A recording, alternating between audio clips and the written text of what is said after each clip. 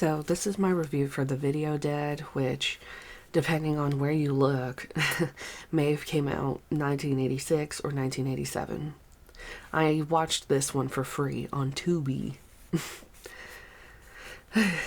The zombie makeup actually looked terrifying, really. The person that I thought was the main character at the beginning looked like Ethan Klein. And I'm a little, maybe I'm just too sensitive, but it looks like they might have had an actual fish die in the movie. I don't know. The idea as a whole is kind of like The Ring-esque, though of course this came out way before The Ring. You know, it's a haunted TV that you can only get rid of by passing on to another person. For some reason, they kind of had the typical ugly taxi driver, and the first, or I guess the main female character, looked somehow 16 at first, and then 46 the next. Her parents bought the house, yet no one ever bothered to see it in person. Especially for the 80s, I don't really understand how that happens. I mean, yeah, pictures and stuff like that, but why would you just buy a house without actually even seeing it in person, you know? Even in modern day times, you don't want to do that, you know?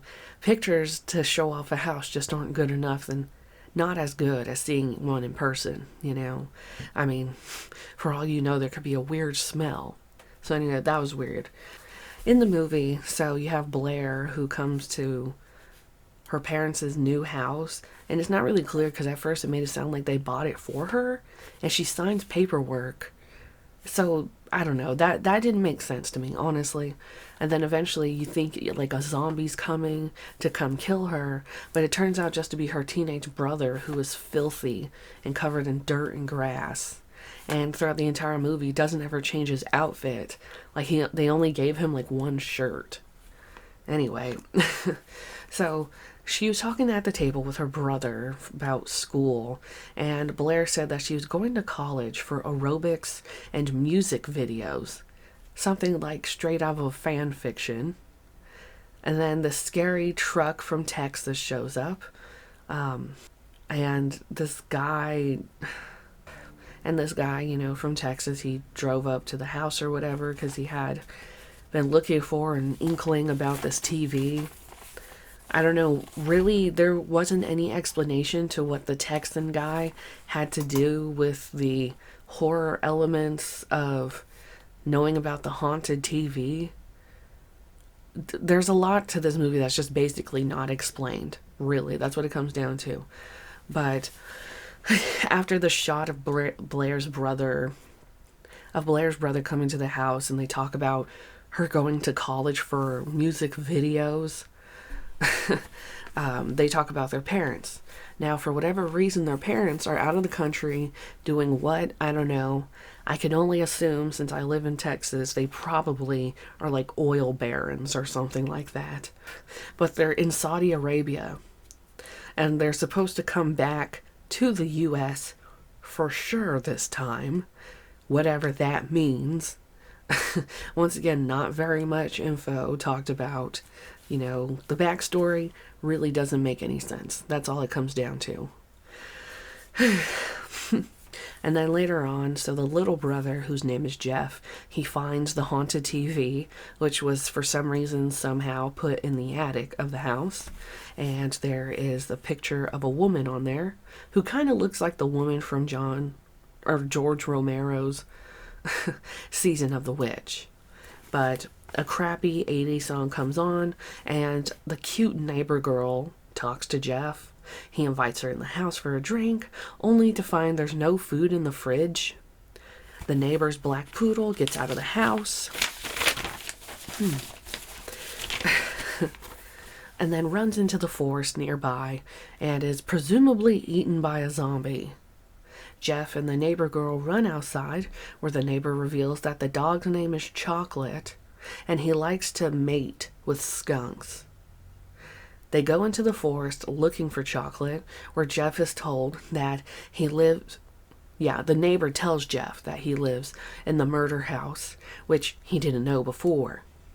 They find Chocolate, quote unquote, dead, though it's very obvious that from the small shot they showed, the dog was still breathing. But anyway, the zombie was nearby. So the two go back to the house to see what to do about the dog, since it was the neighbors, like the neighbors is whatever. So Jeff then says that they should lie and say that the dog swallowed a ball and choked to death. All they'd have to do is shove a ball in the dog's mouth, and the neighbor girl agrees. Then the next scene, you have Jeff looking up her number in the phone book, where we find out her name is April. The ball lie worked somehow, and they agree to meet up soon. April then mentions that her dad is sleeping with the maid for some reason. I don't know. Like, why is that even in there? It wasn't even a plot point. It was just irrelevant. We don't even know whatever happened to her mom anyway. But Jeff finds the haunted TV then in his room. He plugs it in and is glad to watch the zombie show, which came from the beginning of the movie. He then starts rolling a doob, and the zombie movie fucks up, so he changes the channel. This is where we see the TV blonde lady who shows up, comes out of the TV, and begins making out with Jeff. Seriously, yes, this happens. She goes back in the TV, starts laughing at Jeff. Then a man called the Garbage Man warns Jeff about the people in the TV and to use a mirror. Jeff then pushes his stash, he flushes his stash of weed down the toilet. He takes the TV to the basement, like the Garbage Man told him to, and starts to put the mirror against it when a zombie grabs him. He cuts its arm off, tapes the mirror to the TV, then wraps the hand in a paper bag. He goes into the kitchen and pulverizes the hand in the garbage disposal. The sink was disgusting and had food floating all in the water. At April's house, she eats one bite of Cheerios and a sip of orange juice, then just leaves her food on the table, telling her dad she's going to school, and it cuts to him sleeping in bed with the maid by his side. A few zombies infiltrate the house, kill the maid and the dad, then kills the neighbors. The wife is strangled and put in the washer. The husband's neck is cracked. April comes home to the sight of dead parents. Police come. April cries very shittily in Jeff's arms. The Texan comes back to the house and tells them that the most they can do is send the TV to someone else. The Texan gets into a fight with Blair, who is also called Zoe. Actually, that was wrong. So the sister's name is actually Zoe, but for some reason I thought they said Blair. I don't know. It doesn't. The rest of this movie doesn't make any fucking sense anyway, so who cares? So anyway, April tells them to stop fighting because she couldn't take it anymore. And then Zoe tells April that she can move into her parents' room. Which, weren't her parents supposed to come back sometime soon? What would they do if they found this teenage girl fucking living there? It doesn't make sense, So April then brushes her teeth and spits up blood, I guess. Then she sees a zombie and either dies or faints. The zombie carries her outside. Zoe sees, then quickly closes the front door. The text then tells them that they need to get all their mirrors and they tape them to the front door. Apparently it's because the dead can't stand to look at themselves. The acting is so bad, very stock, not believable, but in some ways it is entertaining, that whole hilarabad thing. Interestingly, It is pretty interesting, though, how the main character ended up being the little brother, at least for a while, instead of the sister. The way the movie started, it seemed like it would have just been all about the sister from the start. The Texan and Jeff go into the forest to kill the zombies for some reason, and I'm a little confused about that one. Jeff is taking a piss when he sees a zombie that had been following them. The Texan says, "Yeehaw!" to that. Why, I don't know. Anyway, I guess their last name was Blair, though. So, anyway, after shooting the zombie with some arrows, Texas pulls out a mini chainsaw, and Jeff exclaims that he wants to use it since his favorite movie is The Texas Chainsaw Massacre. I guess that was the only point to having what to having that character, the Texan character, in there, because of what, Leatherface. Like, okay, whatever. The two end up at a fucked up shack in the middle of the woods where April's body seems to be at, where she was disemboweled. I don't know. It was never explained. Like, I don't know if she dropped dead when she was brushing her teeth or not. But if she wasn't then she really was dead now. You know, she was fucking disemboweled. Anyway, the man set up a trap where the zombies are to be shot by Tex, and Jeff is the bait to get them to come near. Jeff gets the chainsaw to use in order to defend himself, which comes in handy when the zombies start beating Jeff's ass like a piñata. Tex fell asleep, but starts shooting the zombies with arrows that kills them. One zombie was left, who managed to be warded off with a mirror that Texas had. The zombie walks off. They go looking for her to find the chainsaw abandoned. The zombie shows up with a lone arrow, stabbing Tex in the back, killing him. Jeff runs away, getting caught in a bear trap. He gets loose, making it to the shack, where he sees April's dead body. The zombie breaks into the shack, and Jeff grabs a machete, angrily chopping the zombie's head off. Unfortunately, he's impaled by the chainsaw, dying instantly. His last word being, "April." The movie cuts back to Zoe, who is still waiting in the house. Worried that the men haven't come back, she starts to leave, but finds the zombies already surrounding the house. Not sure how or why the zombies were able to reattach themselves. Zoe allows the zombies in the house for dinner because they only attack when they sense fear. She manages to trap them in the basement because they were interested in dancing, and Tex had told her the night before that the best way to get rid of them was to trap them somewhere that they couldn't get out of, and it worked. The zombies go mad, start eating each other, then poof back into the TV. Zoe then cries, and the movie ends with her at a hospital. Her parents finally showing up from Saudi Arabia. Zoe is traumatized, and her parents bring her a present, the TV from the basement. It's turned on, and the zombies start all over again, with Zoe screaming. That's pretty much the summary part of it, because I really doubt people have really watched this movie. I've watched a lot of crap and schlock, but I hadn't heard of this one until this year. Overall, though, I would give this one a 2 out of 5. 2 out of 5 zombies. Overall, it was a pretty interesting movie, though I wouldn't watch it again. There's still stuff that didn't make sense or was left unanswered.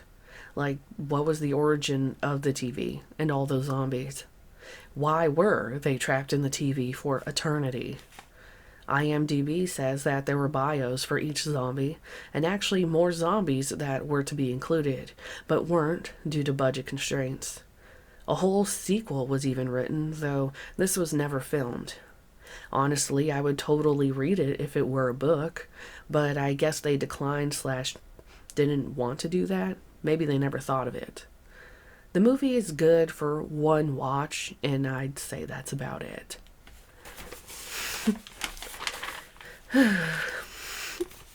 I don't feel like making a separate video for this, so I'm just going to include this little snippet in here too, where IMDb says that one of the zombies, played by Jack Stellman, had passed away in 1986. He was only 48 years old. He was a former professor of speech at Atlantic Community College in Mays Landing, New Jersey. His obituary says that he died after a long illness. Stellman joined the college in 1967 as assistant professor of speech, attaining the rank of full professor in 1981. He moved to Atlantic City, New Jersey in 1983 and was involved with acting and commercial announcing.